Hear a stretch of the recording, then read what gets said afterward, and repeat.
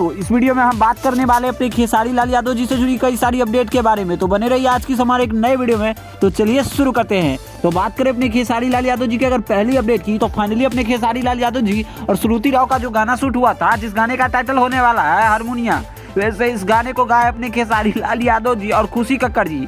वैसे बात करें इस गाने की रिलीजिंग की, तो इस गाने को आप सभी के बीच 12 जनवरी को सुबह 7:30 बजे रिलीज किया जाएगा। बात करें टीजर रिलीज की, तो यह गाने का टीजर आज शाम तक आ सकती है। अगर आज शाम तक नहीं आती है तो कल आप सभी के बीच फुल वीडियो ही आएगी। इसके अलावा बात करें अगर अपनी खेसारी लाल यादव जी के इस गाने में कैसी टाइप गाना होने वाली है, तो हसीना और तबले टाइप का इस गाना होने वाला है। इसके अलावा इस गाने में अपने खेसारी लाल यादव जी के साथ श्रुति राव का 101 वोल्ट का झटका देखने को मिलने वाली है। बात करें इस गाने की रिलीजिंग की, तो इस गाने को पम्मी रिकॉर्ड्स के यूट्यूब चैनल पर रिलीज किया जाएगा, जिसमें अपने खेसारी लाल यादव जी का काफी मशक्कत वाला काम इस गाने में नजर आने वाली है। इसके अलावा बात करें अपने खेसारी लाल यादव जी की अगर अगली अपडेट की, तो भोजपुरी के जबरदस्त फिल्म जिसको भोजपुरी में काया पलटने वाली है, जिस फिल्म का नाम होने वाला है डांस।